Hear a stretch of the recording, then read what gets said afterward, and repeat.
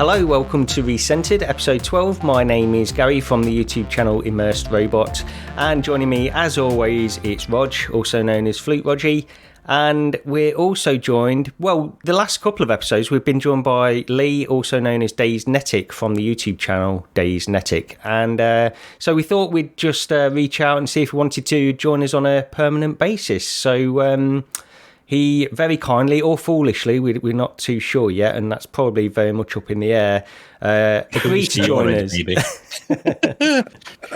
So, very kind of you to ask me, dudes. Very, very, very kind. I was honoured, and I do love coming on here. And it's nice to have, two intelligent people, and then me. Oh, where are they? We're missing them. You're very welcome. We've had a great time having you on the show the last couple of episodes. So yeah, it just made sense. After the last episode, Rog contacted me and said, "What do you think?" And yeah, I thought it seemed like a good idea because then with three of us, if one of us wants a break from talking for a while, then the other two can chat for a bit, I suppose. And that's pretty good, isn't it? So we can have a break at least. I think three works quite well as well, doesn't it? Yeah, it does. It adds a little bit more variety, doesn't it, I think? And it's worked well for the last few episodes. And also, when we've had guests on in the past as well, it's made the show flow a little bit easier as well between us. So, but yeah, welcome to the show. We're glad to have you. And we're going to be talking about VR and AR for the next hour and a half or so. But let's get into it then. So, Rog, I'll go over to you first. What have you been up to the past couple of weeks? Well, in the past in the last half hour, I've managed to throw a cup of tea all over myself. So now you've got me subsisting entirely on leftover Christmas mince pies and beer. So you get what you pay for. As far as the VR goes, it's been the normal sort of stuff. Quite a bit of a mini golf, a little bit of Among Us and everything. And then I rather foolishly sort of picked up Les Mills Body Combat, which I'm still debating whether that was a mistake or not. Not because of the quality of the actual software, but the quality, but more on the quality of my actual physical condition, because it absolutely destroyed me.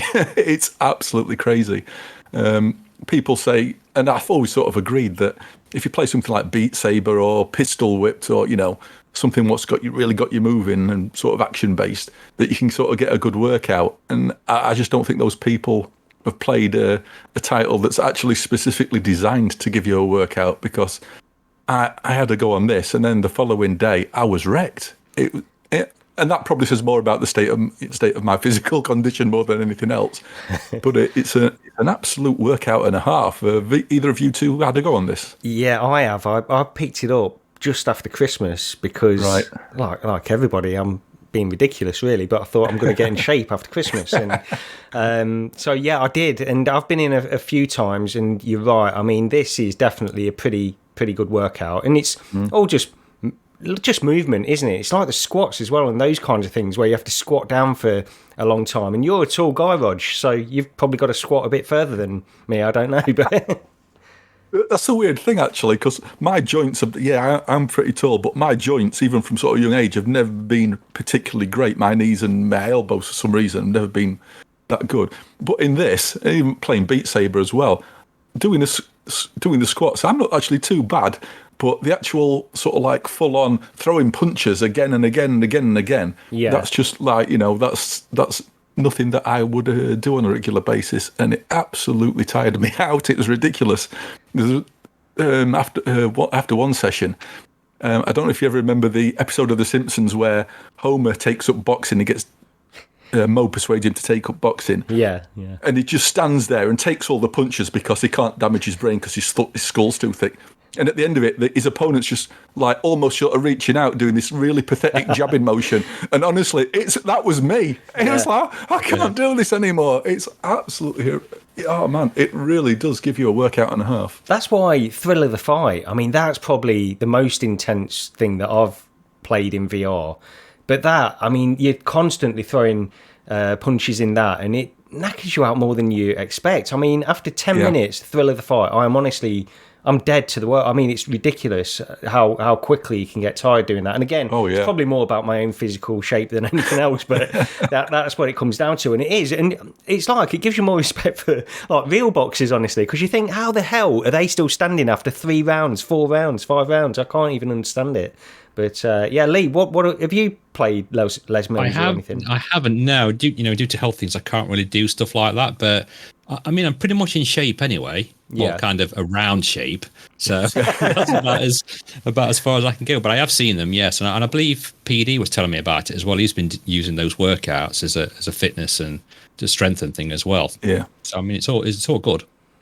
Yeah, it's definitely If you really want something in VR to sort of actually give you a proper workout, have a look into it, because it really, really does.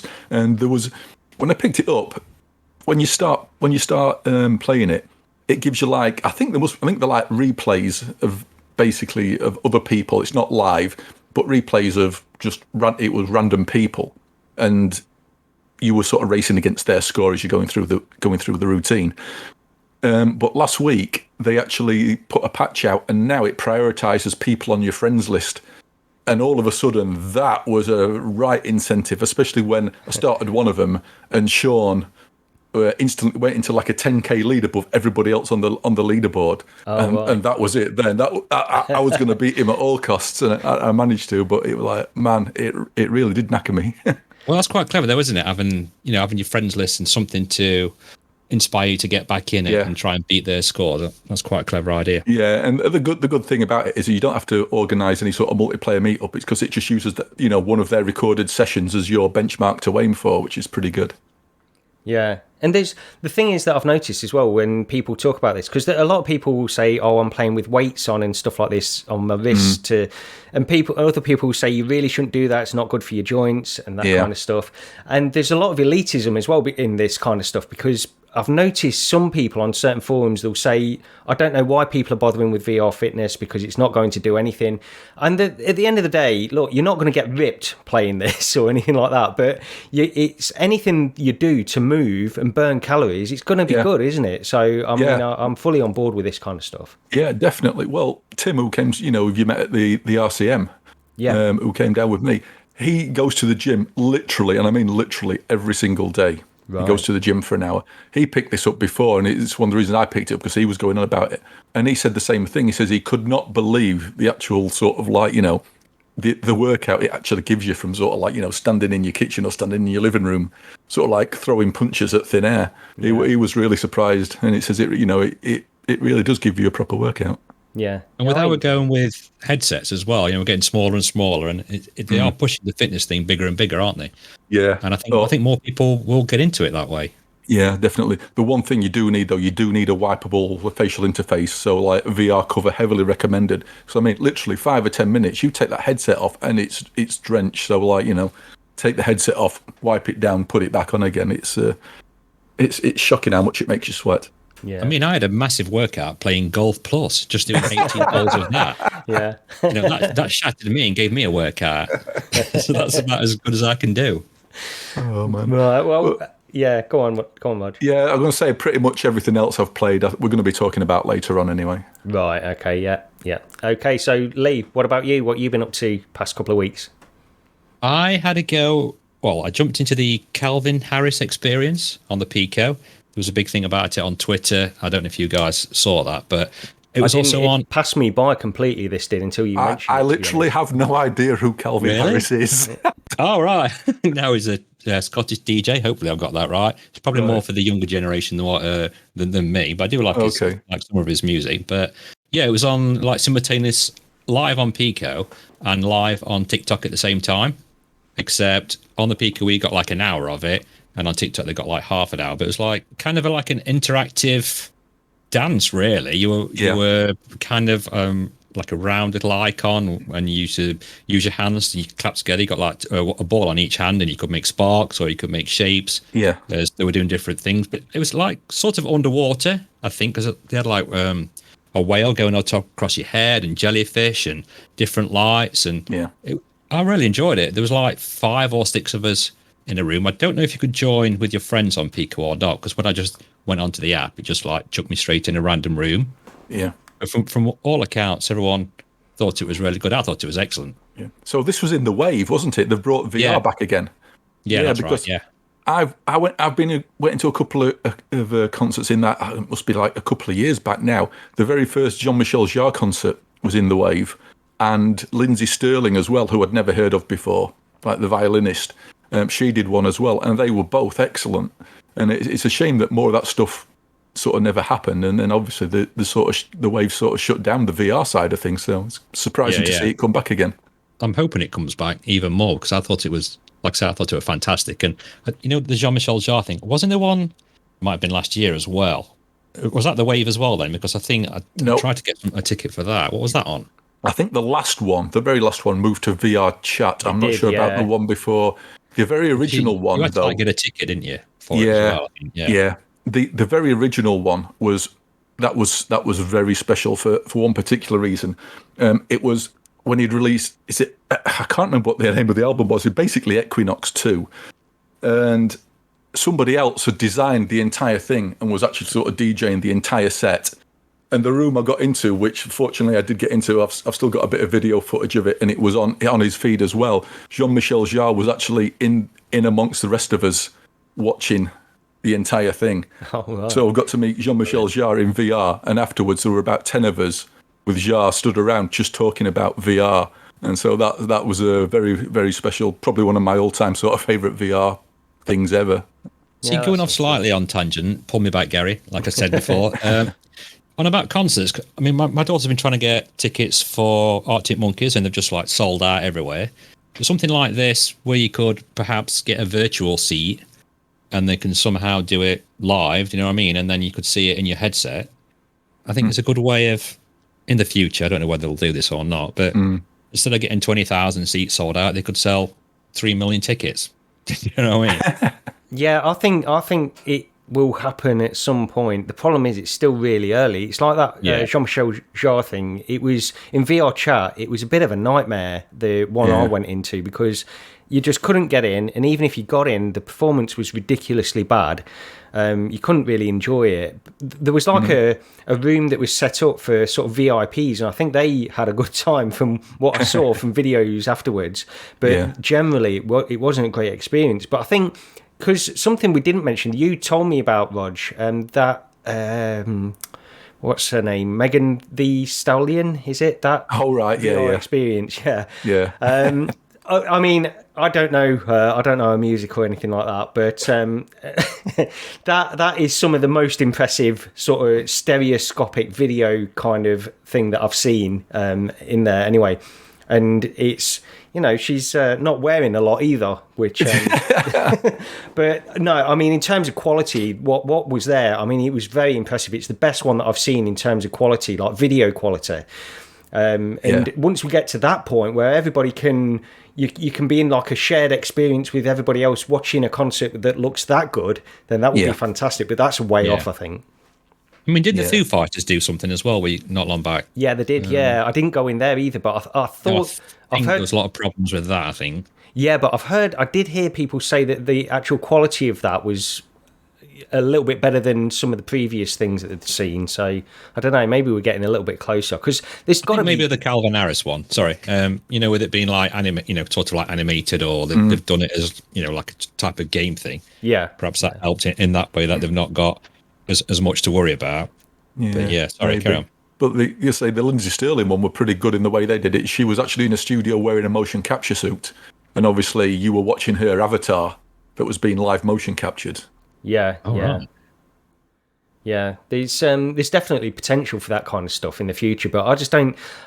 The stuff that I've been in, most of the stuff that I've been in terms of shared experiences, especially if there's more than just sort of 3 or 4 people, it's just not a great experience, really. But like you say, Lee, with this one, it's sort of animated, it's stylized, and they've done it in a way where they can make it run. And the 3D and the VR bit's really good when they're doing certain effects, like things whooshing over you, and like I said, a giant whale come over me, and then fish were flying around, and bubbles were coming out of my hands. And another thing as well, I didn't realise the Pico 4 sound was that good until I watched that. The speakers on it are pretty impressive. So yeah, there was another one as well, which wasn't a sort of live event, but it was like a rolling thing you could go into any time back on the Wave, which was a Ready Player One event. They did like a distracted globe experience, which was basically half an hour of sort of 80s music, and with all this animated stuff going off. A lot of it had been designed in Tiltbrush, I think.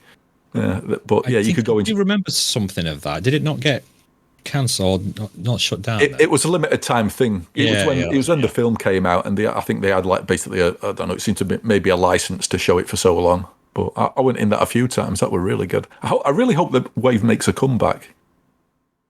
Yeah. Well, from all, like I said, from all accounts, everyone really loved it, and it's been getting rave reviews. So fingers crossed. Yeah.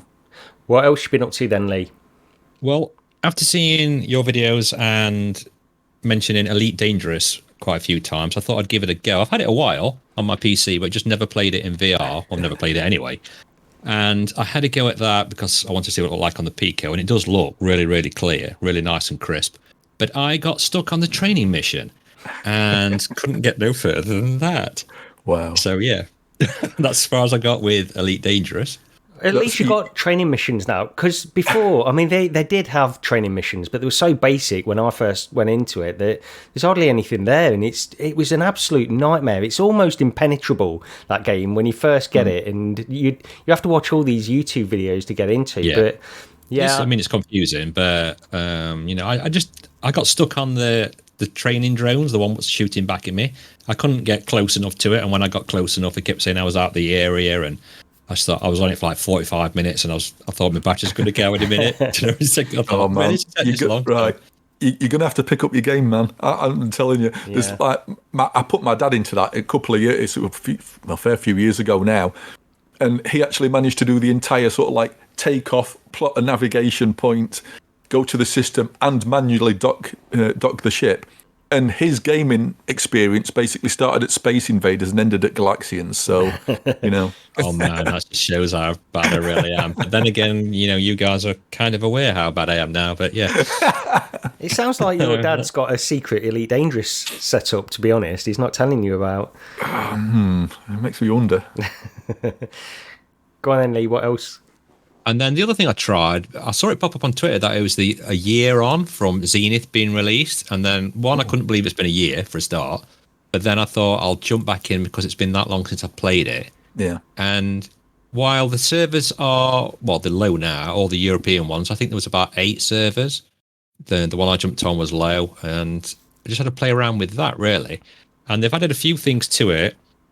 And I still think it's quite an impressive game. I stopped playing it. I used to play it with Walsh Gamer VR, and when it first came out, no one could get on the game, right? But when we did get on the game, we got kind of stuck at level 14. We couldn't get any higher. Some of the side missions weren't available, and we couldn't advance to 15, so we couldn't unlock those.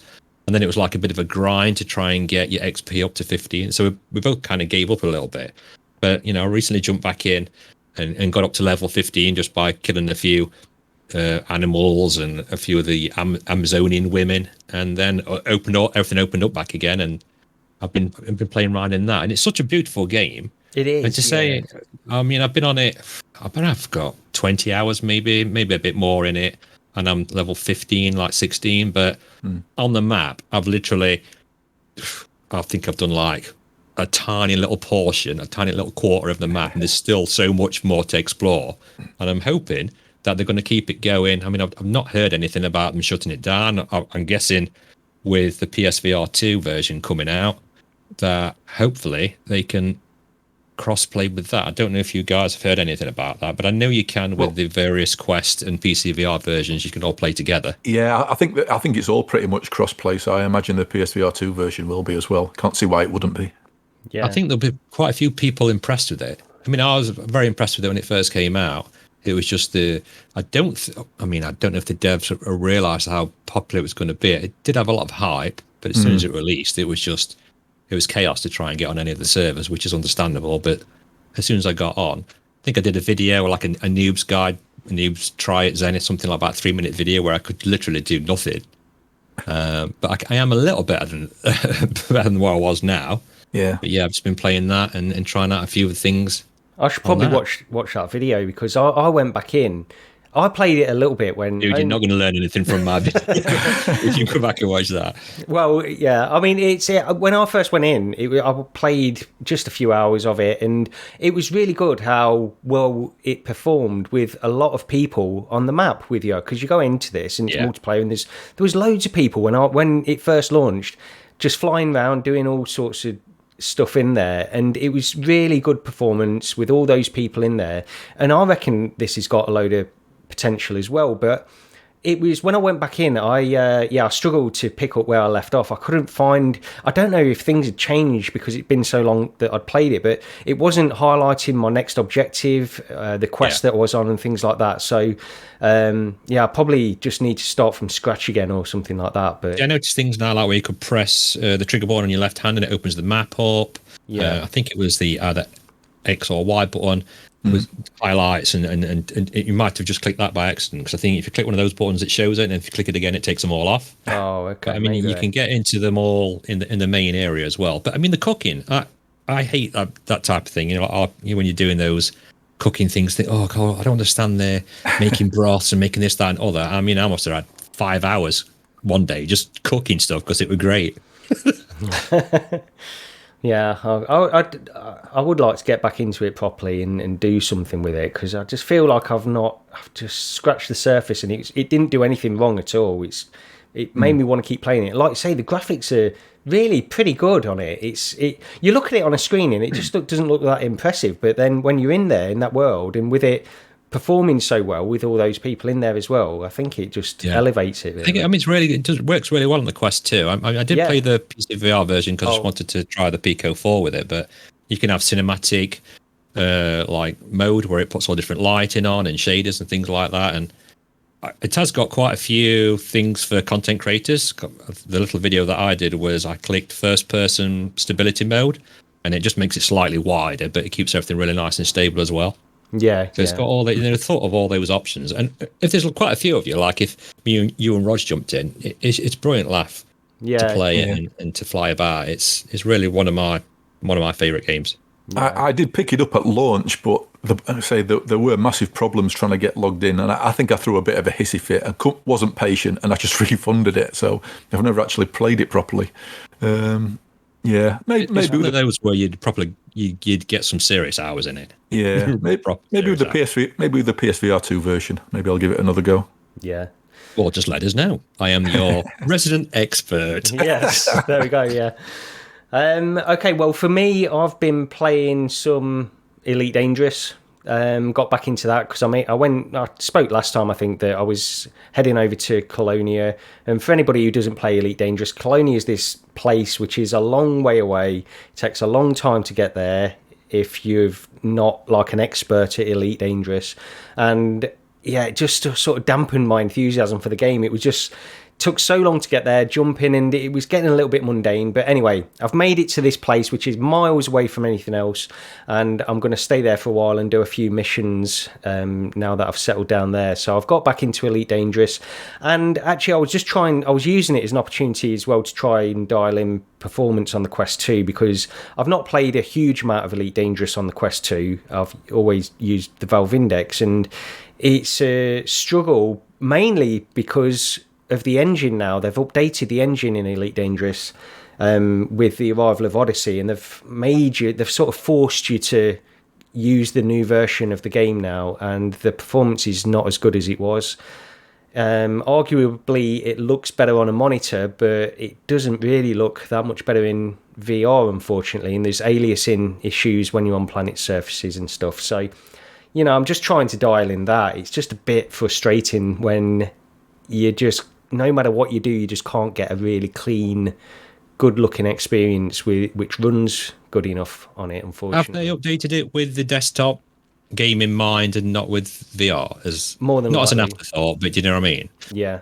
Well, there's a lot in the Elite Dangerous community. There's a lot of resentment, I would say, with Frontier, especially if you're a VR user of Elite Dangerous, because the new portion they didn't add into VR, so any on-foot sections you can't play in VR, in full VR, And so that's generated a lot of people to just not play it anymore. If they were VR players, they've decided not to play it. I've had so many comments on some of my videos about how that people have just gone. They're not playing it anymore. If Frontier are not going to support VR in the way that they have done in the past, then they're just not playing, and it is disappointing. That's what happened with me. Once there's sort of like the Odyssey, what is it, Odyssey? As you said, didn't you? Yes. I can never remember which version's which. Yeah, once that came out and there wasn't like sort of like VR support for the on stuff sections, I pretty much stopped. I don't think I've actually been back into it since. Yeah, well, I used to play just the old Horizons, which was everything in VR. You didn't have any of the on-foot sections, and you could still just play the game like that. Unfortunately, they've got a 3.8 version and a 4.0 version of Horizons now, and the 3.8 version performs really well, looks great in VR. It's all in VR, and they've called that the legacy version now, so any progress you made in making that version won't carry over to the live game, so you can't take part in any of the live game stuff like the alien battling things that the community can get behind and play in sort of multiplayer. I don't do a lot of that stuff anyway, but I also want the option to do that if I choose to, so it's it's really frustrating. I've tried to like be as open-minded about their decision to not have the on-foot sections in VR. As much as I disagree with that, I've tried to be open-minded and say, well, I've still got the base game. Now they're sort of pushing me to the point where if I want just to play the base game, the performance is just not up to scratch anymore, and they force you down this path. So it's really, really frustrating if you're a VR player for Elite Dangerous, but it's still there. It's still there. It's such a shame because, I mean, that thing, even when it was in alpha, you know, that had DK1 support from, I think it was 2 or 3 months after the very first alpha came out.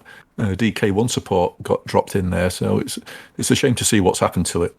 Well, I mean, in the ship looked really good as well, right? I mean, I've not played like you pair up, but when the bit I was in with the ship, I was like looking around all the controls, and it looked really good. And then, even though I was fighting them training drones and the giant space building behind it, the scale and depth of it look really good. Yeah. So it's a shame if it's going down that route.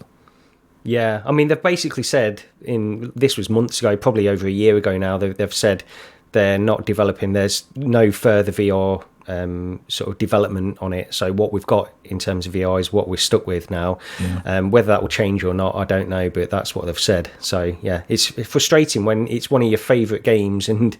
Really, I mean, I only play it in VR. I don't really want to play it flat. I only want to enjoy it in VR. And yeah, same. Yeah. So there's that. Then I've also, just very quickly, I'll mention that I've been getting back into Alien Isolation using the Mother VR mod, which I've gone back to sort of backwards and forwards. I've actually got past the area where I've played up to flat because I bought the game when it first came out on PS4 and played quite a few hours of it then. But I've got back into it in VR and played a few more hours of that. It's just a fantastic mod. Yeah, I absolutely love this mod. And it's sort of limited in some ways. I don't want to take anything away from the mod, but it's sort of limited in you're best to play it seated, forward facing, using the sticks to turn. If you can play it standing, but it's not really room scale, and you'll find that you'll go out of alignment with the body and things like that if you try to play it standing and turning on the spot. But it doesn't even matter. It's just such a great game anyway, even without VR. But playing it in VR is just, I mean, ridiculous tension. I think constantly. It's definitely one of my favourite games in VR. If people haven't tried it, it's a literally just a drag and drop a file across, isn't it? Something like that to get the Mother VR mod working.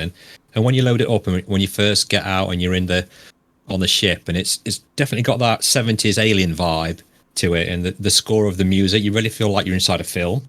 I've tried to explain it to other people until you actually see this in VR. And you can even add a few more mods. So I like upscaled some of the textures. So I've got 8K textures in it. I don't know if you know about that, Gary, or not. No, I've not done that, no. So, I mean, like the smoke, and it just makes the edges. And if you go really close, because I like looking at labels and things like that, I've got a really sad little thing in VR to see how clear they are. And when you've got the 8K textures on, and it just looks absolutely fantastic. But, I mean, I've only played up to, I think on my channel, I played it on my 960 as well. So it's very old graphics card friendly. And I can play and record that. But I've still not actually seen the alien. Oh no, so, really? What? No, I got to a certain part. So spoiler alert, I think you I've come off like the train and I've gone to like a big area where there's like 4 or 5 people saying, "No, she's over there, and I just keep getting killed, and I can't seem to hide out the way without getting past those. But no, I've still not seen the alien. But apart from that, I've absolutely loved it. Yeah, it's absolutely terrifying. It absolutely is. It's again, going back to our very first episode, it was one of my top 3 sort of VR experiences ever. Yeah, and I've still never finished it because it is okay. Things with sharks in that attack you aside, then Alien Isolation is still one of the few things which will absolutely set me on edge. And I can just, even if I just load it up, as soon as the sound effects kick in, that's it. Oh man, my stomach's doing somersaults. It's like, oh man, it's genuinely terrifying. And you just go wow, and you're like literally. I mean, just the emotion and the feeling of it when you played it. It's just one of the rare ones in VR. That's wasn't made for VR. Well, it was kind of, but then they abandoned it. Yeah, they did. Yeah. But even fantastic. It's just got the tone, like you were saying, Lee. Yeah. The tone of Alien is this completely. I've never played a game like an Alien game which has nailed it so perfectly. Even the things that are not in the movies, like those robots that are uniquely in this game, they're sort of less human like the robots that are in the actual Alien movies. They're sort of weirdly mannequin like. I mean, they just fit in so well, and they're just equally as terrifying as the alien is, to be honest.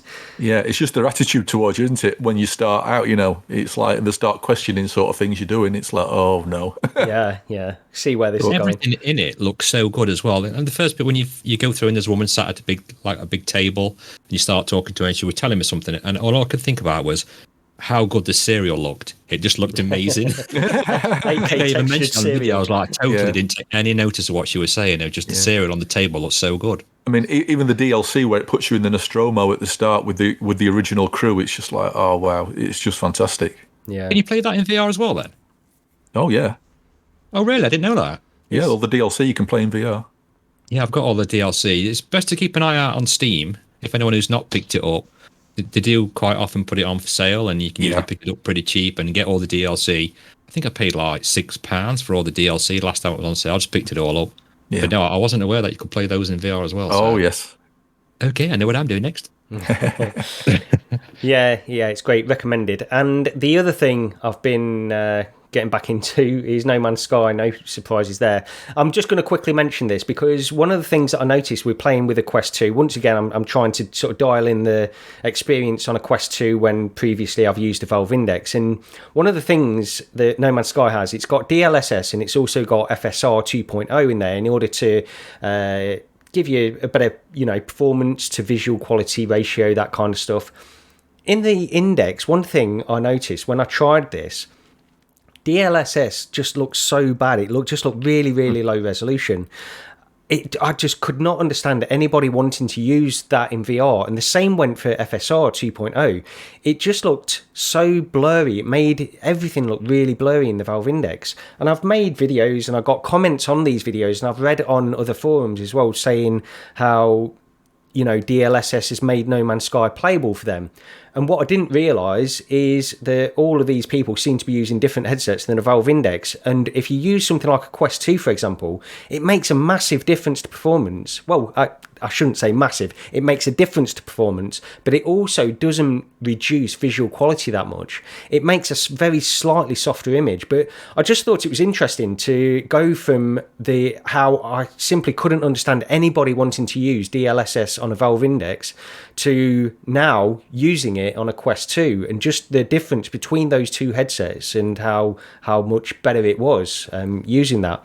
So I just wanted to quickly mention that. I don't know, have you guys ever used any of that sort of the DLSS or FSR in any VR stuff at all? I used the DLSS. I can't remember which game it was, and it, like you said, it made it look absolutely awful. And I couldn't understand why anyone would want to use that. Saying that, the FSR one, I think I used it for Into the Radius. On my PC, I really struggled to get that running.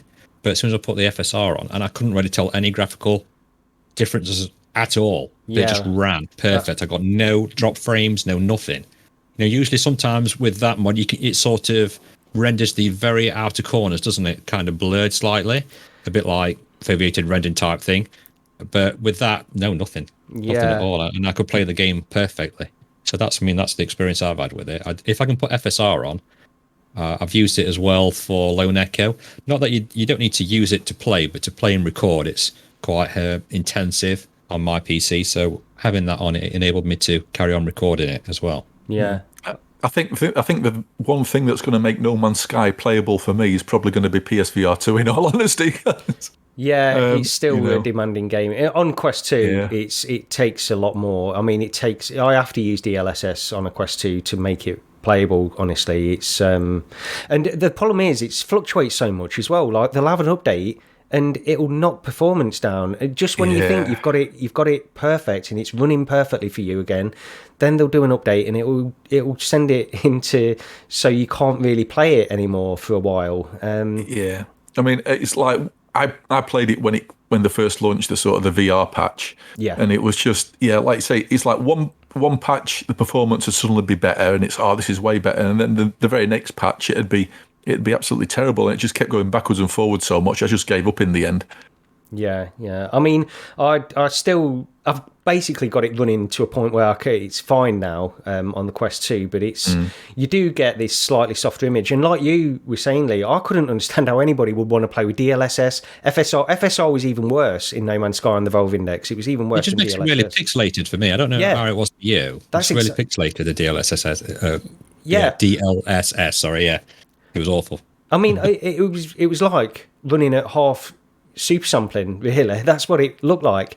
So it was just not really something I could deal with on the Valve Index. And yet on the Quest 2 I'll use it quite happily. Slightly softer image, but it's making a big difference. And I can understand why people use it now, at least. But it wasn't. You can tell more on a VR headset though, can't you? I think if you use I'm not going to say it because I can't say it right. If you use it on the normal PC game, you don't notice that difference. No. You'll notice the performance increase, but with VR, you notice every slightest little thing. So exactly, it's exactly that. Because on DLSS or FSR, you might notice some differences with FSR. I have noticed a few differences on desktop with that, but not enough. I mean, you play it in VR, and it's just right. It's right there in front of you. You can't miss it. But on a monitor or something like that, I use it on my Steam Deck, and it's a pretty good solution for that kind of system. But Nvidia's got like a version out as well, haven't they? I can't remember what that's called. Well, they've got DLAA, which they've got DLSS, which is deep learning super sampling. But they've also got been that I've used. Yeah, they've got a 3.0 version of that now, which actually for desktop it's good. It won't really work in VR, that won't, because it uses almost like a form of reprojection, but interpolation to add in frames. But the problem is it adds latency, and you can't really use that with VR. Yeah. So, but it's all interesting stuff, and I'm just pleased that I can get a decent performance in No Man's Sky on the Quest 2 at least. But that's pretty much it. We're 37 minutes in, and we should probably get into some of the new games. 3-hour special. Right, let's get into what we've some of the new stuff that's been coming out, and we'll start off with Grid Legends. And Rog, I think you're the only one who's been playing this. Apparently so. And now, wow, I was going to say this is a massively divisive game from what everybody's been going on about on the various forums and Discords and everything. And it's divisive in my own mind as well, because I shouldn't like this game, but for a couple of reasons. First off, it uses reprojection constantly. Yeah, it's running at 36 frames a second and upscaling to 72. Now, we've talked about this before. We always thought that the reason sort of PSVR could get away with things was because it was running at 60 FPS and upscaling to 120. Yeah. And our opinion was generally, it's got to be, can you imagine how bad it'd be on Quest if you were constantly running at 36 and reprojecting to 72? And this does that. And do you know what? It gets away with it on the reprojection side, and possibly because you've not got any in-game hands. So, you're not moving and trying to manipulate things with your hands, which really shows up reprojection. Yeah, just at least for me. Quick question, just on that point, before I forget. One of the things I noticed is with racing games, if they're running in reprojection, this is something I've just noticed on PC because I've not played this one. But if you're running reprojection, when you're looking straight ahead, you don't necessarily notice the reprojection. But if you turn your head to the side and look at the scenery going past, that's when you really notice it. So have you noticed it in this game? And also, I suppose that's why it's not as big an issue, even if you do notice it for that reason. Yes, you can. There are sort of reprojection artifacts if you look for them, and I think you think you're right. It's more at the edges than anything else. Although when you drive in the Volkswagen Beetle, for some reason, it's sort of like the rear sort of wood flaps on that are sort of kicking in and out. It seems to be every other frame. It's almost as if flickering in and out. There's some bizarre, but only on that particular car. So I don't know what's going on for there. But the big thing with this and the sort of controversy around it is the visuals. This is the most low-res game on the Quest to date. I think it's fairly safe to say. I think somebody posted the stats for it, and I can't remember what it was, but it's something like that. It's rendering at like maybe 1100 by 1100 per eye. So yeah. So it's nowhere even close to the sort of like the 1900 by whatever it is for the Quest 2. So it's a shock. It can be an absolute shocker the first time you sort of drop into the game. But what I will say is this is some of the most fun I've actually had on Quest in a long time. You've got to be able to put all the graphical sort of side of it away. And if you just concentrate on the actual what's there from a gameplay point of view, there's nothing else like it on Quest. And there's a massively sort of deep racing game there, and it's a lot of fun. It's in the sort of simcade category, so it's not Outrun, but it's not like Assetto Corsa by any means or anything like that. It's sort of definitely in the middle. But yeah, it's a really good racing game. But the problem is, and what a lot of people just can't get past, is the graphics. They are really low res, they are really blocky, and I can see why it's sort of like a deal breaker for a lot of people, unfortunately. Yeah, well, I mean, I've not tried it. I was thinking about picking it up just to see what it looked like. I wanted to experience it because one of the things I've noticed, and it's similar to what we were just talking about with No Man's Sky, with DLSS and FSR and that kind of stuff. If it lowers the resolution down so much, I think there's a threshold where I just feel like I'm not immersed at all, and that's the problem. If it's below that threshold, then I don't know if I'll be able to get past it, no matter how fun the game is. But you're talking somebody here who sort of like got the platinum on Drive Club on PSVR, right. And that was probably not a notoriously blurry low res game, even for the PSVR. So if I like the gameplay enough, then I can cope with it. But I've absolutely, I can totally understand why some people will just take one look at it and say no. I'm just not playing it. It looks too bad, and it does look bad in places. It's the resolution. It's poor. There's no other way of describing it. It's one thing that you were talking about as well. I think you mentioned this on either in our Discord or in the Rendered Reality Discord, where you were talking about this is like the battle between games, sort of for gaming, for the gameplay and the graphics. This conflict and this game brings up, and I think that's what it comes down to. But the problem is when using that in VR, I play VR to be immersed, and if I can't get immersed, no matter even if it's like I'm having a great time in the game, and from a gameplay point of view, you can still have a lot of fun with it. I really struggle with that. I totally get it, and there's plenty of people on Discord and Reddit and all the normal places who have absolutely slated this game. I think, who was it? I think it was Nathan even saying this should never have been released, and I think he put a tweet out saying, "Why is this still on the store? Why has it not been removed yet?" Something I don't want to, get into legal terms, but again, along those lines. Yeah. I'm so sort of conflicted on it because I've had such a fun time with it, and I've played quite a few hours on multiplayer as well. I think we're like Odin and Artful and James off the Rendered Reality Discord, and it's just so good. Oh, not to mention Sean, the most cheatiest driver player ever. I don't know. Honestly, you have to watch out if you're playing against Sean. Oh dear, Sean, what's going on? You need to let us know what's going on there. You say that though, but I've had quite a few of my friends say the same thing. They're sort of like putting their hands up sheepishly saying, look, I quite like the game.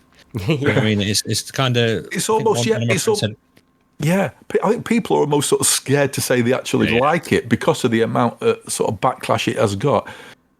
The one thing I will say is I think they probably did make a mistake in not leaving it until maybe the Quest 3, where there was just some more poke behind it, just so they could sort the resolution out even.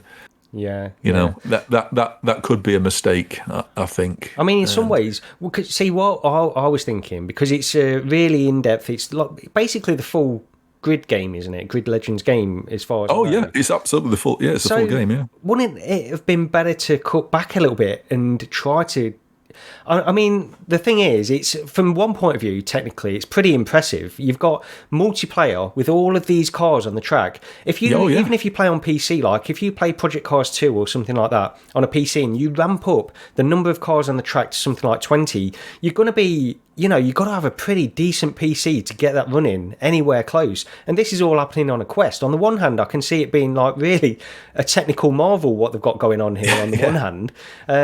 But I would prefer it if they'd cut down the game and increase the resolution, I suppose. That's what I'm saying. Yeah, definitely. If they didn't want to wait for a better headset, what they should have done was put the time, effort and money into actually reauthoring all the graphics. As a few people have said, why didn't they bring it out in the style of something like that Hot Shots Racing, if you've ever seen that, which is basically a low poly racer? Yeah. They could have kept all the mechanics, all the physics, everything else exactly the same, but just made it a sort of a more low poly racer. What could actually, what the Quest could actually handle visually. Yeah. Racing wise as well, Rog. Is it a bit like, I've heard people say it's a bit like Toca Racing. I don't know if you can remember that one from PlayStation days. I remember the PC version of that. A funny story. I won't repeat it on here, but I'll tell you later. Okay, yes, it was in Discord. But I think again it's Codemasters, isn't it? So it's it's the same lineage. And the Grid games, I like the first one or two what they brought out, but then they just sort of got like Legends and the one before. It's just like it's more of the same thing. So I wasn't really bothered about playing it flat.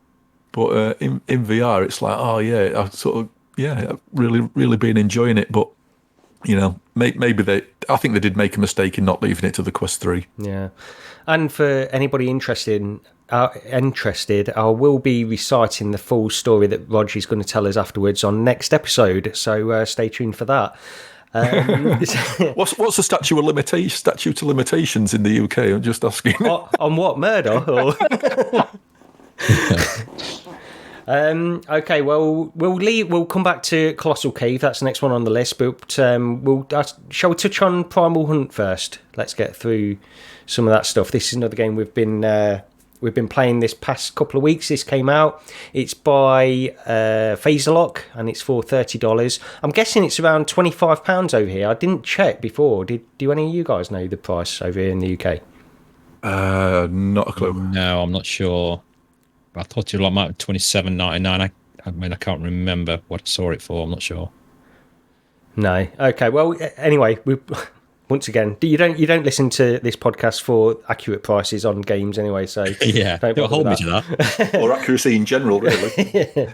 But yeah, so Primal Hunt is you basically go out and hunt dinosaurs. Really, that's what the game is all about. But it places you in the body of a coward, it seems, because you don't actually go out in person. You're put into this body, into this robot. Your consciousness is transferred over to this robot with all of these sort of bow and arrow kind of weapons, and you can just control this robot remotely from the comfort of your home, it seems, so that you don't get put in any danger while you're hunting all these dinosaurs.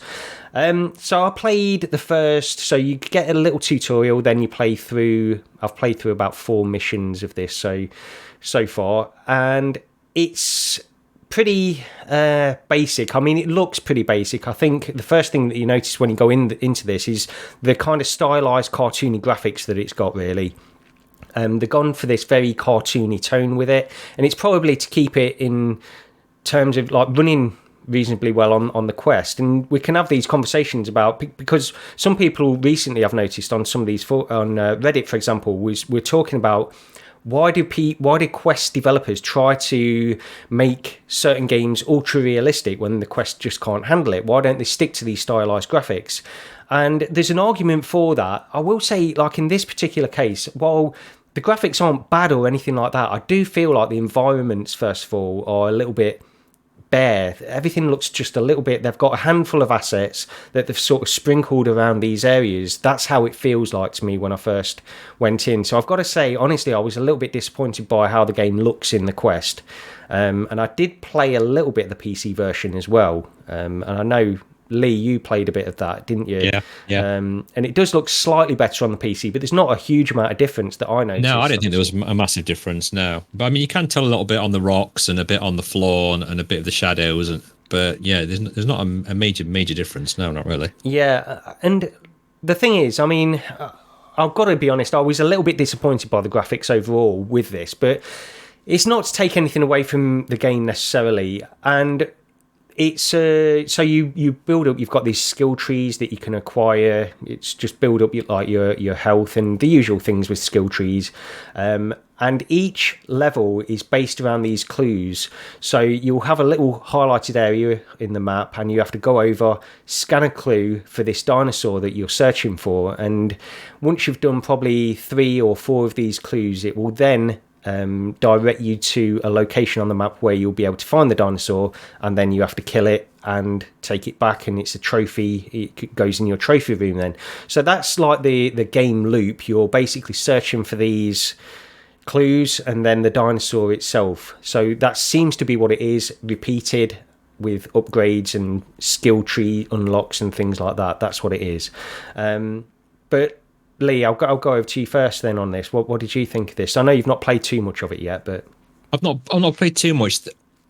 The only thing that I thought was slightly annoyed me a bit. I don't know how you both feel about this. It was the HUD, the top of the HUD with your health and your ammo and things like that. I thought it was just slightly a little bit too far down for me, and I kept getting distracted by the field of view with that on. I think that could have been moved just up a little bit, or if there was an option to move it up, I don't know. I didn't check, but that was a little bit annoying for me. But game wise, well, I think I told you both, when I first loaded it up, I was just stood in this room with a giant monitor in front of me, and I thought, right, okay, what do I need to click? So I spent 10 minutes trying to open the doors, trying to click buttons, trying to open chests, and then I thought something's not right. So I just reset it, redid a new game, and then it started up with a tutorial straight away. So if anybody else gets that bug, I don't know if they will, just exit the game, restart it, new game, and it'll come up with all the tutorial part. And I thought that was quite...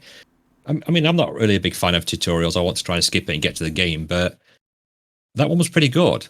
I don't know what your idea is on it. I thought that one was, was quite in depth, showing you how to use everything. I do like the more interactive you can be. I think when you click one of your sensors on, when you're looking for the dinosaur clues, you put your controller up to the side of your head, don't you, and press a button? Yeah. And it puts like a RoboCop type little viewer on, so you can try and find where it is. And going back to Alien Isolation, I do quite like that as well. I don't know if you did it, Gary, where you put your controller to your head to flick the torch on, you press the button and it flicks the torch on. So things like that, the nice little touches, I do quite like that. And another thing that really impressed me, though, was the trophy room. When you go into it, it's humongous. It's like the size of 3 hangars at Area 51. And there's so much room to put all these dinosaur trophies. I think they're slightly overconfident in me to fill them up. But, I mean, you can put, like, full dinosaurs in there. I'm not sure. I think some of the areas you can put like full ones in. The skeletons. Yeah, there's like different size sort of trophy mounts, isn't there? But I mean, that looked really good. But like I say, I'm the same views as you, Gary. When you go outside, it does seem quite bare, and even when you're hiding in the grass, it's like, well, not really hiding in the grass because it's just a few blades in front of you. Yeah. It's slightly Turok-ish at that, especially going through that initial tutorial where you've got sort of like the large canyon walls up against you, and then you've got like a fog what fades it out, so they can, I suppose, so you've got a limited draw distance in that regard. But yeah, I don't know. It was just, it just really didn't grab me, in all honesty. I did like the bow and arrow. I like the mechanics of the different arrows you can use, and the way you use an arrow to get to different points and you shoot it across. Yeah. I did struggle a little bit with the ladders. I do struggle with ladders in VR. I think Roger's had some trouble with ladders in past. I would actually give it credit for the ladders because I didn't have any problems with them. How do you climb down? How do you climb down a ladder? I couldn't work that out. I don't know. I don't know. I just jumped off. Yeah. Well, I died. Well, I didn't die, but I lost some health from doing that a couple of times. But I can't work out how you climb down the ladder. All right. Anyway, a lot of places you'll find there's like a grapple point down below as well, so you can sort of use your arrow to get down. Yeah. But I don't know as further on you get, because everything's. So I spoke about this on the Discord, that everything's in like daylight, isn't it? It's like midday or whatever time. There's no. Notification, or you can't really tell what time of day it is. But I don't know if there's any night missions further on or something like that would, bring something up with a little torch or you. Yeah, I know what you mean. I mean, I've not got to anywhere where it's sort of got a night mission or anything like that, but it does get later on. They do sort of add a few surprises in there. I don't know if this is spoilers because I heard it from another podcast because I've not got to the point yet, but they it does a bit like Austin Powers with the sharks with the lasers. It gives these dinosaurs weapons. I have seen some of that. The Predators and things like that. Yeah, I think they try and mix it up like that. I mean, overall, my impression of it is it wasn't. I mean, I had quite a good time in there, honestly. But the thing is, I wish that it had a little bit more freedom in how you approach it. Again, I feel like some of these games that are coming out, they direct you so rigidly in what you've got to do that you feel like, really, I'm just going through the motions. There's no freedom. There's no lateral thinking or anything like that in this game at all. You're literally going from point to point in the map, scanning something and then killing a dinosaur. And, just full disclosure, I'm on mission 4, so maybe it expands a little bit beyond that. But to me, so far, what it seems to be is that on every level. And then you can sort of upgrade yourself in between and those kinds of things. But I just feel like this is sort of like they've got a template for what a game should be. We need a skill tree. We need a progression system. And then we need clearly directed points on each level. And then they've skinned it with this dinosaur thing. And I'm sort of taking out a bit of frustration with a lot of different kinds of games that I feel like do this. There's a very small amount of... We don't get titles which are innovative as much, and I feel like they all stick to a template so rigidly that it gets frustrating after a while. And it's not necessarily Primal Hunt's fault. I'm just sort of using this as an example. It's like we've spoken about retro games, and you feel like in the 90s especially, there was so much innovation of different people working out how to make games and how to make them good, and there was so much innovation that there were no definitive templates even at that time, and people were experimenting with stuff. And this is a wider point, not on Primal Hunt, but I just really get frustrated when I see a game and skill tree, it's there, we've got a skill tree, great, we've got a progression system, we've got all of these things which are just become so standard and so mundane in gaming. To me, skill tree as well, it's quite. And when you click on it, it's huge, isn't it? I mean, I use 3 or 6 points, and it's got you're gonna get some serious hours out of the game. Yeah, I don't doubt that. Yeah. It just, to me, it felt like it had all the mechanics there, but it felt like there were the small mechanics that should have been in place in a larger game. I don't know if because when I was playing it, I mean, the obvious thing that came to mind to me were like Monster Hunter World or Monster Hunter Rise or something like that. Yeah. In Monster Hunter World, I think I put like 200 hours into that. I love that game. That was really good. I'd had enough time after 200 hours in it, but that was fantastic. And that's all about tracking and hunting large monsters and getting yourself prepared to be able to do that. Where this just feels such a watered down sort of version of that idea. I needed more from it. Yeah, I think that's where I am, because I don't want to be overly critical on it, because I did have quite a good time in what was there, but I just get frustrated when it's literally point to point. You're so directed in this game that's where my frustration comes from, really. Yeah. You're going through the motions. You're not doing anything that is outside the box in this. You're going from point to point and then killing a dinosaur. What wound me up at one point is I went into a mission and you scan your first clue.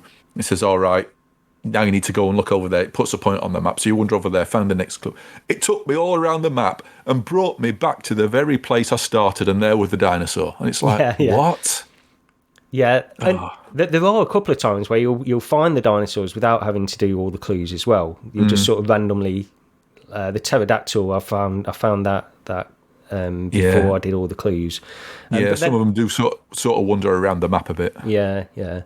But yeah, the thing is, because I think we're all so early on as well, I'm gonna make a point. I'm gonna make a note, and I am gonna play some more of this, because I've heard other people talk about this, and they do say, like you've mentioned, Lee, how there's a lot of game there. You know, it's just that if it doesn't change enough or doesn't mix things up or give you a little bit more freedom in how you approach each level, that's I don't know how much I want to play. It's like upgrading your suit to give you more things, and upgrading and getting more different types of arrows. I mean, I know some people said once they get like 10 plus hours into it, you really start thinking about things, which arrows to use for best situations, which you got them like sort of like disc things you chuck down and you freeze the dinosaurs, don't you, to try and get them. And I thought, if there's different ways to do it, then it might be something worth getting into a bit longer. It's all well and good, but I'm sorry, a game on the Quest hasn't got 10 hours to get my attention. Yeah. It's got 30 minutes, maybe. And if I hadn't grabbed my attention by then, it's on to the next thing. There's too much out there. I tell you what did grab my attention was the booming drums at the beginning of the game. I thought that was a bit weird. And I've been watching Jumanji recently, so it kind of reminded me of that. I thought it was going to pop up. Dr. Bravestone, welcome to Jumanji. We've been overrun by velociraptors. I thought it was going to do something like that. That was quite amusing when I heard that. Yeah. Well, I've made a note. On a post-it just right now, because I'm definitely going to play a little bit more, and I will mention it on the next episode, because I just want to give it a bit more of a chance. I don't feel like I have, but it's difficult when you just don't feel compelled to play a game necessarily. But I'm going to put in a bit of extra work and play a little bit more of that. Yeah. But anyway, we can talk about Colossal Cave, because you've played this as Rog. You picked this up. Did you? You didn't play this, did you, Lee? I didn't know, but I've not really done much research on this one. I probably should have done. Wasn't this a game in the 80s? Or like a 70s, I think. Right. Was it 90s? 70s, I think, wasn't it? Was it before that? 1976. Yeah. Available on the available for the PDP-10 mainframe computer. Oh, wow. So there's a good chance. Adventure, wasn't it? Yeah. Literally, if you were playing it back then, there's a good chance you'd have been actually getting the descriptions printed out to you on paper. Oh, right, yeah. It's that old. So it's pretty much based. This is pretty much based on the OG adventure game, which is probably you can't underestimate how much later stuff owes to this. For being like pretty much the first computer adventure. So this is a remake, a reimagining, they're saying, by Roberta Williams, who, if you recognise that name, it might be familiar to you because she was responsible for like the King's Quest games back in the day. But after doing the King's Quest games, basically called it a day and hasn't made anything since. And this is sort of a bit of a comeback. Right. I just don't know where to start with this one, because it's available on Quest. It's also on PC, on Steam, and wherever else, and on PlayStation. But the Quest version is the only VR version, right? And unfortunately, what they seem to have done is taken basically the flat screen version. And I generally hate it when people say, "Oh, this is a lazy port," or "They didn't put any effort into it," or because these things take time and effort. But honestly, this game feels like they created it for flat screen. They then took the Oculus Quest Unity player controller and dropped it in, and then did the minimal amount of work they needed to do to get it running. So the basic premise is, and there's not much of one, because as I say, this is pretty much the very first adventure game we ever had on a computer, full stop. You can go down into a cave, and the object is to collect treasure and then take them back to the little house outside and put them on the shelf, and you get points for doing that. And there's puzzles and trials to overcome in the cave. Now, I'll tell you how bad the interface is, because I was watching Zimtok's stream of this. He decided to stream it. Yeah, right at the beginning, there's a little house, a little hut at the beginning where you go inside.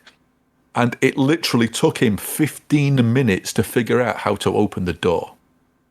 Right. Not a word of a lie. And afterwards, when he went and looked at he did then go and look at the control screen and then realised what he needed to do. But there are no what I call native VR interactions in this game whatsoever. On the flat screen, what you do is basically you've got an icon of an eye, and you move it over something, you click on it, and it actually reads out a description which sounds like it's from the very original text adventure and tells you what it is. You can swap your hand icon, the eye icon, to a hand icon, which then lets you either use or pick up something. And that's what you have to do in VR as well. You've got a pointer in VR, on the end of which is the eye icon, and you hover that over something, click your trigger, and it describes what you've pointed at. And to actually use something or pick something up, you actually have to then hold the grip button and then press the trigger, which swaps it to the hand icon. So there's no literally like reaching out with your hand to physically pick something up or anything like that. None of it. They've just taken the flat screen interaction and shoved it into VR, which is pretty atrocious, I think. It's just that they just weren't bothered about making this a good conversion. The movement on it is pretty bad as well. There's two different methods. There's one which they call their recommended method, which is, for some reason, hold down the trigger to walk forward, hold down the grip button to move backwards, which is like, no, I don't think I'll be using that. No. And then there's like the more sort of standard thing where you use your analog sticks. The problem being, although you can change your walk speed, you can't change your rotation speed if you turn snap turning off. To go for smooth turning, it's really, really slow, and you can't increase the rotation speed. So I ended up actually just free turning. I'm trying to get myself out of the habit of using a stick. I'm trying to actually try to play games more by physically turning, because all the years I've been playing VR games, I've sort of conditioned myself just to stand in one spot and use the analog stick, and I'm trying to get away from that. So I thought, okay, I'll just spin around myself. The problem being is, once you push the analog stick to walk forward, you start walking forward. Yeah, that direction of travel is then locked, regardless of which other way you then decide to face. Yeah, I know what you mean. Yeah. So you then have to let go, physically turn around, push forward again, and then if you want to make a slight adjustment, you can use the turning, so you can nudge yourself with the other analog stick. But if you want to really turn around quickly, you have to turn around yourself. Which brings up another problem. This game was, I'll put money on it, it was developed sat at a desk, right? It does actually have an auto mapping option, so yeah, thumbs up for that. And I got down into the cave system, and what's the map? Oh, that's the button for the map. Okay, pressing the map. No, I look left and right. No map. Oh, maybe I've got to pick a map up first. Nope. What was happening is I'd spun round 180 degrees in my play space. Yeah.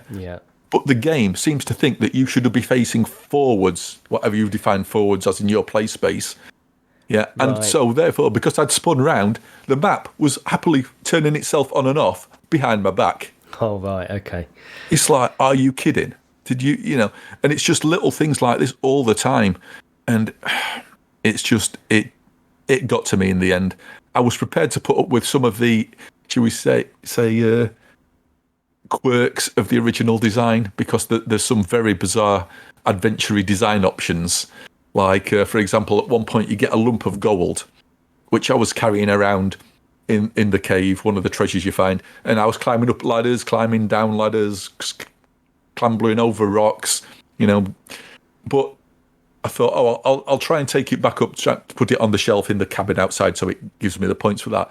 But the stairs leading up to the point, and it's all like, just stone steps leading up, back up to the outside area, it went, oh no, the gold's too heavy to carry up there. I'm thinking, I've just been climbing up and down ladders and, running around this cave system quite happily, but I can't go up these steps because reasons. Yeah. So, and that's the old game, old design of the game. Adventure, yeah. It's the old text adventure thing. The problem is, though, they're touting this as a reimagining of the game. So reimagine the issues that they had back then and redesign it. So it's just it just all became too much. I actually refunded it. Yeah, it doesn't sound great, to be honest. Even just watching the video that you made of this and sent over to me for the podcast. I'm watching you talk, and you can see how they've done it. So they've got the actual models of the Oculus Touch controllers in there. Oh, as well. good grief! That wound me up as well. Yeah, you've got an adventure game, so immerse yourself in this world by having touch controller models for hands. It's like, come on. Yeah, and it's not the cheapest title either. So. Yeah, feels. Yeah. I think that you're echoing pretty much the general sentiment that I've been reading and watching online as well regarding this. I think a lot of people. Yeah. I don't think I've seen a positive. Oh no, actually, I think E- quite enjoyed it. He put something on Twitter saying that he quite enjoyed it, but generally, but the first 15 or 20 minutes, there was something there where I thought I actually might like this, because I like exploring. I like, even if it's just like basically a cave, and I was sort of enjoying that and sort of struggling past the control issues for a while, but then it just got to me too much. But I know Zimtok on his video, he really seemed. I watched he did like a 3-hour stream. I watched the first hour and a half, and he was really enjoying it. Yeah. I think they'd work well. Going slightly off, but point and click adventures are some of my favourite. And then I think something like that in VR could work really well. Saying that, I said in the last podcast that they could be on a winner with Grid Legends. So what do I know? That aged well. I think it could work. This game could work. It's just the wrong person. Somebody who literally hasn't developed a game in decades. Yeah. Has suddenly come back and done this, and it feels like a game that was made in the, maybe early 90s, if that. It just feels old, not in a good way. I remember when the gallery from Cloudhead, the original, the people were describing that as like a VR point-and-click adventure. Basically like it was the same as this, but it was more obviously VR interactions and stuff like that. You're still doing the puzzles, still picking stuff up and using them in different locations, but it had full VR interactions. And I think those kinds of games work really well in VR if they're properly executed. And that I mean, I had some issues with those games, with the gallery games. The lack of characters in it really sort of got to me a bit, I think. The first one had like that guy that you meet every now and again. But I know what you mean. You're on your own for most of it, aren't you? But I imagine if Cloudhead would have done this, I think we might have had something, it could have been bordering on pretty special. But as it is, this is $40. Yeah, it's expensive. It's like. No, it's just now give it a miss. How good would Monkey Island be though? Like a I was waiting for the gap to say that. I was going to say the same thing, exact same thing. Something like the old classics that we used to. I mean, I've not played Monkey Island. I think I've said that before, but I've got them ready to play at some point. And I just love those point-and-click adventures, like Unusual Findings. When I've been playing that one as well, I think getting stuck and getting annoyed is all part of the fun. Getting frustrated. It's the story. I mean, in Monkey Island, it's the humour as well. Yeah. It's the humour and the story and the characters. That's really what makes that game. It's not necessarily that it's got incredible puzzles or anything like that. Yeah. You get through, you put up with puzzles to get the characters and the stuff like that. Well, I mean, the thing is, you should be getting frustrated with the puzzles and your inability to solve them, not with the actual control system and the mechanics of the game, which is the main problem with this. Yeah. I mean, a bit of a spoiler alert from Unusual Findings. One part, you've got to get like a Nintendo cartridge, and you've got to try and swap it to get something else to get further in the game. And every time you're putting it in the console, it's not working, it's erroring. And I tried doing all sorts with it. What you have to do is you have to take it out. Blow on it. Yeah, you have to blow in it, yeah. I mean, that's genius, right? I mean, who's thought of that? Brilliant. So, fantastic. Okay. Well, it is a shame. Yeah. That's Colossal Cave anyway, so it doesn't sound great, to be honest. But so we've got some news stories to get through. We'll rattle through these. The first one is there was a post on Reddit, wasn't it? It was somebody, the developer of the original PS VR PC driver, posted something just saying basically that there's no guarantee that there will be a driver for PS VR2. I didn't read too deeply into this, but I sort of saw the headline on it. Do you know what the details were of this, Rog, or is that pretty much it? Yeah, that's pretty much it. I think the thing with the original driver was apparently the PSVR, they could actually basically treat it as like another monitor attached to the system. So it sort of sounds like it kind of worked like how the original sort of DK1 did, where your PC basically saw it as a monitor, so they could basically just send a signal. They could send video to that, or send an image to that, and that's why they got it working. And apparently, sort of like all the motion control stuff did take a heck of a lot of work. But with it being USB-C, they've no idea what the state of that's going to be. And I think he was saying that if it's actually an encrypted signal, what gets sent over that USB-C cable on PSVR2, if it is encrypted, then there's there's a almost maybe a next to no chance that it'll ever work with a PC unless Sony actually do their own drivers for it. Yeah. I mean, I'd pick one up if they could get it working. Although, having said that, I did try my original PSVR with the PC. I think it was called Trinus or something like that. The driver that you had to install to make the original PSVR work on the PC. And I didn't have great results with that. It worked. I got it working, but it didn't feel great at all. It's like things weren't oriented properly and stuff.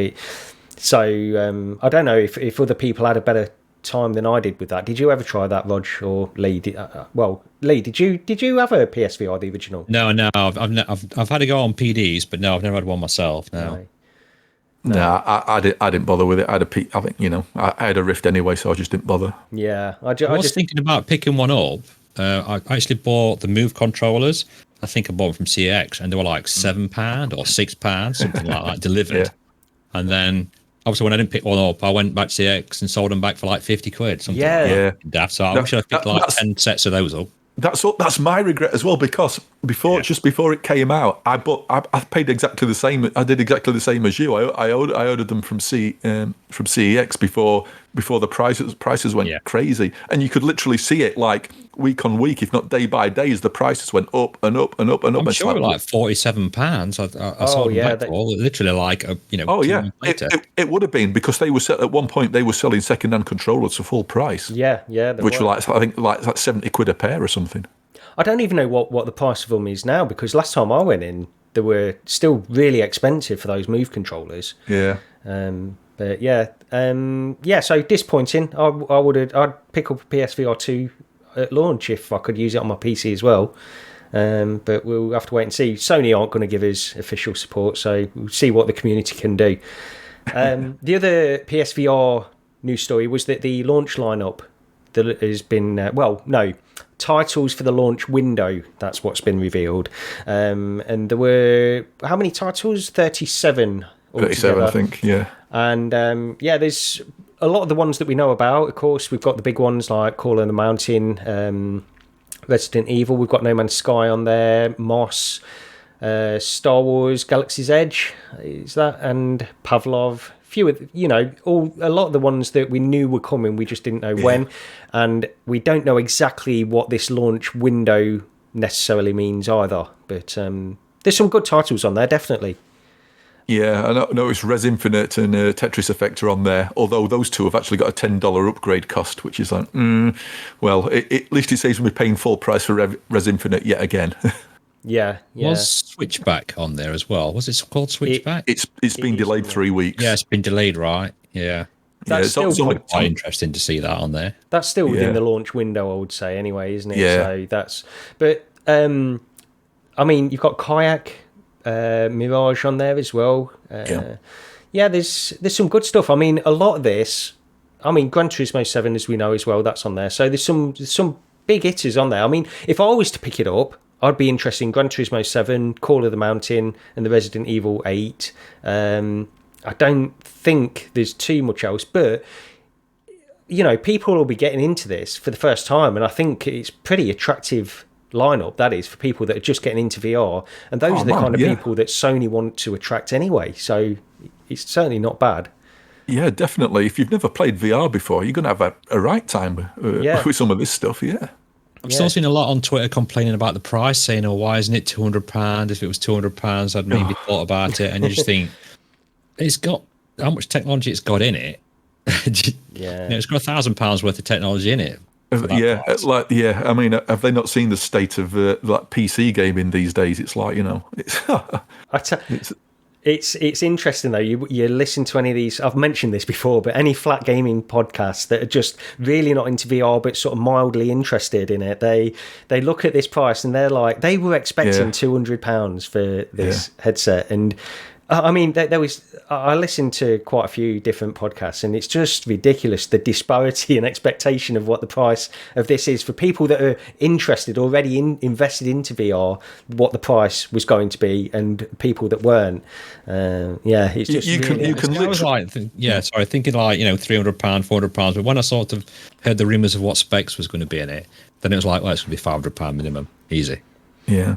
I mean, some of the hypocrisy is incredible. You can literally go and find people who are running stuff like a 4090 graphics card on the PC, and they will slag off PSVR2 for being like 530 quid. It's like, really?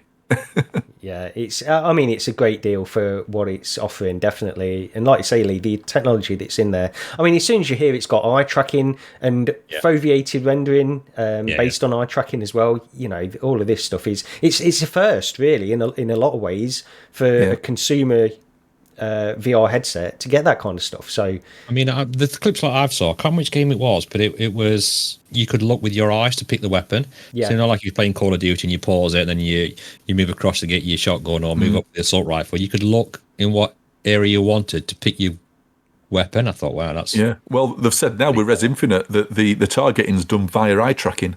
And that should be interesting because I mean on the original flat screen one, you used your analog stick to move it about.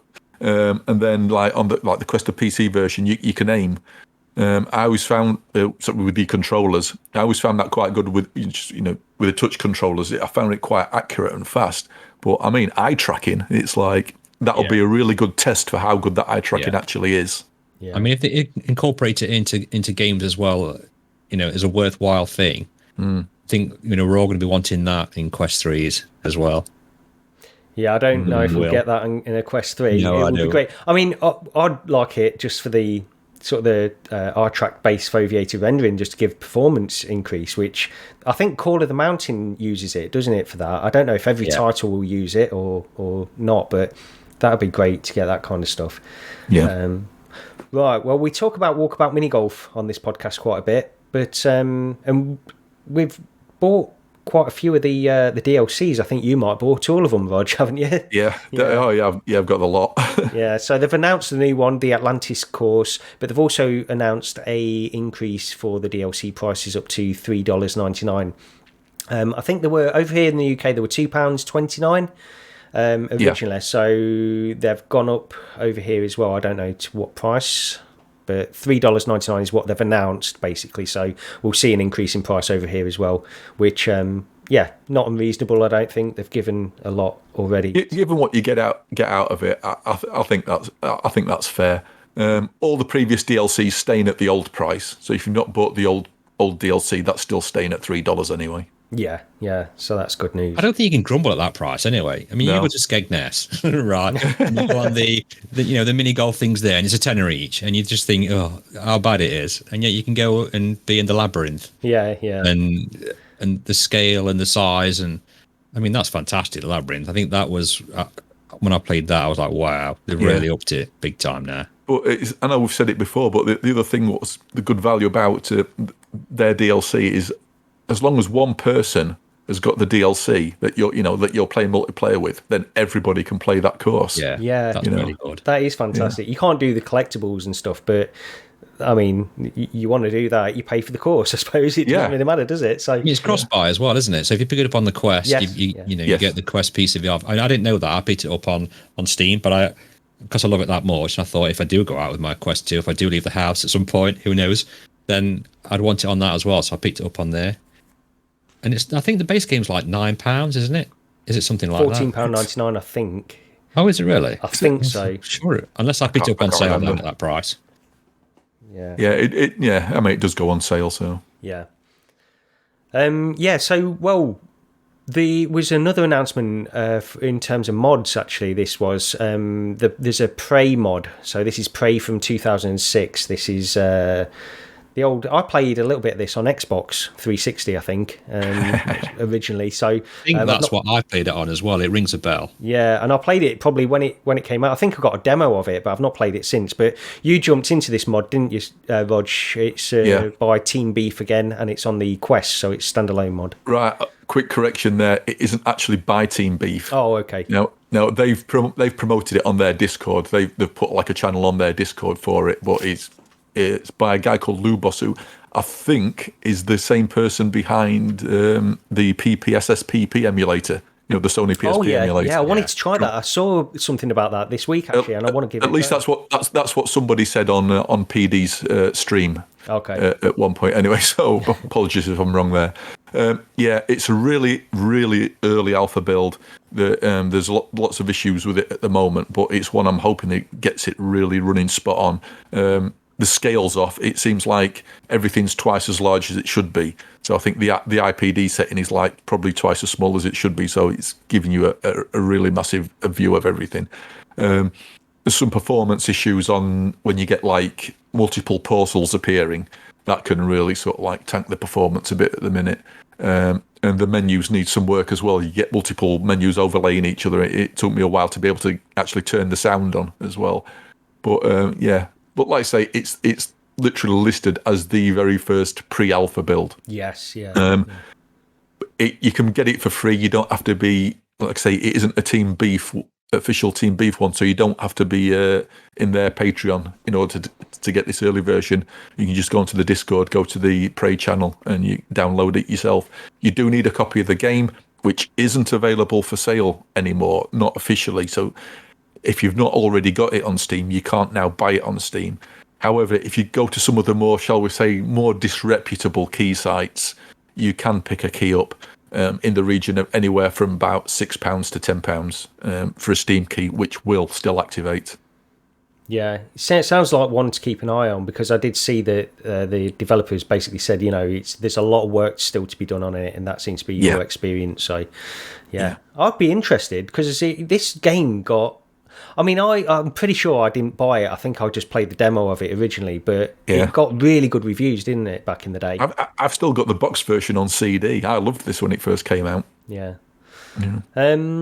So, another mod, we can get into... what we got here, Prey Dog. Oh, this is the Unreal Engine VR injector. I put a segue for you in the show notes there. Yeah, you did. Yeah, I've just read it. Yeah, sorry. Can we do take two? Take two. We'll just Prey. Don't worry about it. From Prey to Prey Dog. Go ahead, Rog. What's all this about? I don't know what this is. It's just some footage what's been shown of Fortnight running using Prey Dog's upcoming Unreal Engine VR injector. So I've never actually played Fortnite before, but I now want to. I did it actually. Looked really good, right? I thought it looked really good. I can imagine this in 3D looking quite spectacular, especially if a dozen on you playing it. Be right, laugh. God, yeah, definitely. I actually installed the PS5 version because that's apparently been patched recently to include some ray tracing support on the PS5. Just a flat version. And so I'd read that there's a tutorial in it because I've never played it before. I couldn't even find a flipping tutorials. So that's how good I am at that. But this might be this might be something special if it runs well. Yeah. It's been a while coming, hasn't it? So I think, have people been trying? I think some people have got early versions of this to actually try with different maybe stuff. Ben's got an early version. I'm not 100% sure. I'm sure he played one with showing the Unreal Engine VR injector, but no, I don't know anybody else that's... I don't know if Ben did. I'm sure it was that one, what Ben had. It'll probably correct me if I'm wrong, but no, I'm not knowing anyone else to try it yet. And they do keep saying it's coming soon, and I'm like, oh, does that mean tomorrow? And then I'd wait another week, and then they put something else on. I'm like, oh, is that me tomorrow? It's any Unreal Engine 4, isn't it? It's any Unreal Engine 4 game it will eventually work with. Is that right? I think it may be 5 as well. Is that right, Rog? I don't. I'm not sure. Not sure if it's if it's 3, 4, and 5. I don't know if it's 3. No, I'm trying to think because I spoke to this with Dr. Greg, and I'll have to clarify. I'll put it in the comments below. What it's going to run on, but I thought maybe I've heard it does run on fire, because isn't the Hogwarts games, is that Unreal? I can't remember. Not sure. I don't know on that one. But yeah, I mean, it'll obviously be all that. It'll be the sort of seated sort of gamepad kind of stuff, won't it? But that, if you've got all of those Unreal Engine games to choose from, it's going to be fantastic. Yeah, although there was a comment what they put under the video, which says, as long as Epic Games continues to be okay with private servers, we could one day have VR only servers with full motion controls. Yeah. Because it classes it as a cheat engine, don't it? In the normal game, so it gives you like an instant ban. So yeah. And then another mod announcement: Half-Life 2 Episode 1 this time. So presumably they'll be doing Episode 2 as well after this. But the VR mod is announced, and with a Q1 2023 release. Is that right, Lee? You've put this in, I think. Yeah, that's what I've heard. Yeah, I was on the Flat 2 VR Twitter. I think it's put a little video out showing some of the work what they've done on it as well. I'm kind of looking forward to this. Saying that, I've only ever played, as far as my videos, on the Half-Life 2 VR, but that was fantastic. It just felt like a native game. Yeah. Yes. Apart from the boat scene, that just did me big time. But after that, it's surprising how, I won't say how well it holds up, because obviously it's an old Source. Is it Source 2 engine game? I can't remember which one it is. But just Source, yeah. Is it Source? I mean, you're going back a few years now for Half-Life 2, aren't you? But how it looks in VR you just seem so native. Just the way you use your weapons, the way you move about, you wouldn't know any difference. No, it's it is great, and this is one I mentioned on the Discord when we were talking about this. It's just I've played a little bit of Half-Life 2 in VR, and it's another one where I've just not gone back to it. And I don't know why. I need to get back into there and play it, because I played quite a way through the mod of the original, the Land of mod of the original Half-Life. Played quite a lot of that, and I've not even played as much of Half-Life 2 VR mod as I have of that. And Half-Life 2 is obviously a better game overall, and I need to get back into that. But this is good news. When I was playing it, I got I was using another mod pack which did a texture overhaul. It's like a 13 gig texture overhaul of the actual VR mod as well. And I think, excuse me, I updated that a couple of times, and that started creeping a few little bugs into it. So I loaded it up, and everybody was stood still and nobody was moving. I was like, what's going off? And it kept saying no AI active or something like that, and I couldn't get anybody to move, or you just had to put a command line in, and then it would get everything working again. But that was just, I think that's mainly me what's messed that up. Yeah, well, it's good news that they're working on this as well, continuing work. Yeah, because it took so long to get the original Half-Life 2 VR mod, and presumably a lot of the work to get this one is already sort of translates pretty well over to the Episode 1, I would imagine. So that actually reminds me. I was looking for trying to find some podcasts to listen to a couple of weeks back, and I stumbled across the old. I don't know if you ever used to listen to them back in the day. Called Is This? It wasn't the Is This Real Life podcast. It was the Left-Handed VR podcast. Yeah, I used to listen to that. Yeah. Right, and I've listened to maybe the first 3 or 4 episodes, and they were talking about the Half-Life mod back then. Yeah, and this is during round about the DK2 release. Yeah. But the one thing that did make me laugh, I've got to mention it. Their original name for that show, and they changed it during the very first episode, was going to be the VR News Roundtable. Oh, was it? Which would have really scuppered you up, wouldn't it? Yeah. Oh well, never mind. Yeah, I used to listen to that podcast before I even got VR, but yeah, it was pretty good. That was. I can't actually remember it now. It was so long ago that it ended. I don't even know how many episodes they did. Probably in the 20s, was it? Something like that. Maybe. I think it's probably more than that. It did go on for quite a while. Yeah, because I remember they did one of their. I think they were they one of the mega casts that did that once, where I think Kyle was there and the rest of them, and then Palmer Lucky walked in. Oh, right. Okay. During the middle of the podcast. Yeah. See, I've never really been into podcasts apart from when you guys started yours. And that's when I really started listening and being a fangirling. But I mean, the only other ones was like Ricky Gervais' show. That's going back some years now. Yeah, that's the ones I really used to listen to, and I still listen to now for a good laugh. But so it was you guys that actually got me into more podcasts. But I think that Left-Handed VR podcast was probably one of the very first podcasts I started listening to. It was only because of VR that I even started listening to podcasts in the first place. Yeah, I think I'm like Lee, actually. I think it was the Ricky Gervais podcast that got me into podcasts. And then you get an interest in VR, and that was it. I was away then. But we've got a couple other quick things to get through. So the Quest version 49 update, I seem to have this on my headset now, but it's added a few things in there that I've not really looked into too much. So let's just go through this. So there's a do not disturb setting. So you won't get interrupted in game with any notifications and things like that. It's got some parental controls, some new home environments, which I've looked at. I did notice some new home environments. I missed the one that came out. It wasn't a version 49 one, but it was a Polar Lodge or something like that. There's a Christmas one or something. Yeah, it was a Christmas one. Yeah, I missed it, and I would have put that on if I'd over Christmas if I'd have known it was there, but I missed that one. But then there's like this abstract one that I've been into. Not really. Yeah, it doesn't really do it for me, that one. And then there's like a Paradise. It's called Paradise, and you're sort of in a tropical location as well. I don't know if that's a brand new one or if that was one that I missed as well from previous times. But it might have been on before. Is that one you're in like a tiki bar overlooking the sea? That's it. Yeah. Was that previous one? I think so, but then I'm not sure which version I'm on, because some parts when I look at the about, it says some bits say 49 and some say 47. So I've no idea. I don't seem to have the abstract one like you're on about, so perhaps I've not updated to that yet. Yeah, that's on mine. I thought I'd give that a try, but it's not my cup of tea. And then what's this as well? So the hand tracking, they have updated the hand tracking. So they did an update a while ago for this to this 2.1, which improved hand tracking, and then they've improved that again to make it better, more accurate, better pinch detection.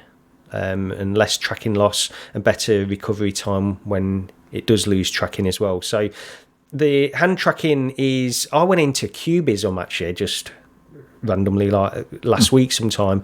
I thought I'd give that a try with the pass through and the hand tracking on.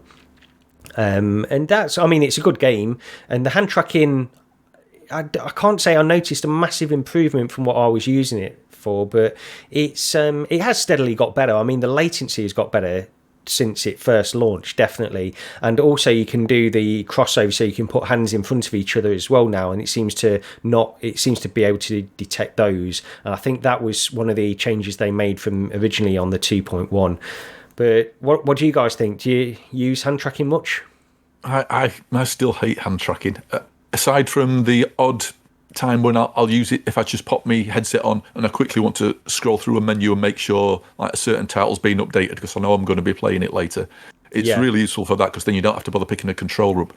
But I'm pretty sure it's actually made things worse on the Quest 2. At least it has for me, because we talked about this. I think I mentioned this to you the other day. I thought the Mammoth sort of rubber protective things that go around the rings on the controller, I thought they were interfering with my tracking, so I took them off. And I'm still having some issues, and I swear it's since version 47 came out. Weirdly, I've seen things happen like when the Pro came out, people were saying, sometimes I'll pick the controller up, and then the controller the actual image, the 3D model of the controller will suddenly drift into place to line itself up with the actual physical controller. I've seen that happen on my Quest 2 on multiple occasions. So I don't think it's a Quest 2 problem. I think it's something they've done with this tracking, the latest tracking software, that's causing issues. And I'm constantly now getting problems with the Quest saying, your lighting's too low, you might lose tracking. I have had that a couple of times lately. My lighting is exactly the same as it has been all the way through, because I've got like smartphone controlled dimmable bulbs in the room, and they're set to 50% literally all the time. That's all I ever have them set to. Yeah. And it keeps coming up with this thing. I can turn it up to 100%, which makes things quite a lot brighter, and I'm still getting these stupid messages saying, it's not bright enough in here, you might lose tracking. This never, ever happened before version 4.7. That's happened to me way more often. I will say that I've had exactly the same experience as you, really, with regards to that warning to say that it's too dark. But yeah, I've noticed that, but I've not had too many other issues, to be honest. But what about you, Lee? I mean, I've tried it. I think maybe the version before, but not in any games. But just tried it like on the menus, just to navigate. If I can't be bothered to go and get the controllers, and I just find it that it's just, I don't know, it's just easier just to use the controllers. It's quicker. But saying that, I've just got access to a game called Silhouette, which sounds really cool. That could use the hand tracking in a kind of a unique way, where you're making shadows to try and get little people away and help them escape and things like that. So I'm going to give it a go. I've heard that's quite unique and quite interesting. Mm-hmm. So I'm going to try it with that. I also want to try Little Cities with it as well.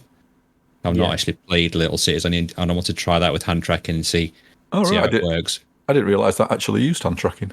Yeah, you can use hand tracking with it. So, but saying that, I mean, I wanted to try it because it's been updated, but after both of you just said those things, I'm not sure. We'll have to see how I get on with it. Maybe I'll have a better look. Vacation Simulator, that had an update ages ago, I think, as well. You can play that with hand tracking as well. All right.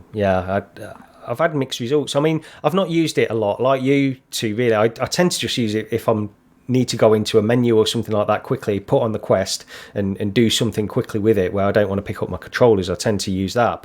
And I noticed that there has been an improvement with 2.1, but I don't, in terms of hand tracking at least. But I'm still looking forward to getting the Lynx R1 with Ultraleap, because that's got dedicated hardware for that kind of stuff. So I'd love to, I'm going to compare the two directly anyway, but I expect it will be a lot better with that Ultraleap hand tracking.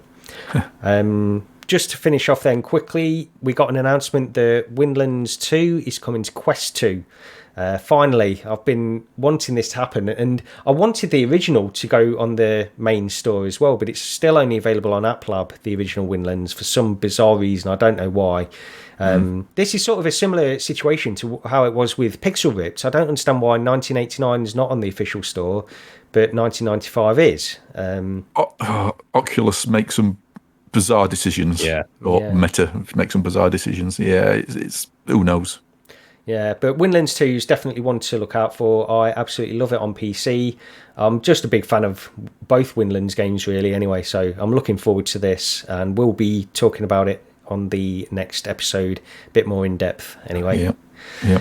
Just one thing I want to do is give a shout out to Sean from Coffee and VR and his wife, also known as VR Wife Life on Discord, and they had a baby boy yesterday, so congratulations to them. Yeah, congratulations, Sean, and to your family. That's great news. You're not going to get much sleep, but I was say get some sleep in quick now. Obviously not when you listen to the podcast first, but then get some sleep in super quick. I just want to know how long before Sean uses his Your 2 as like a rocker to get the kid to sleep. That's a good idea.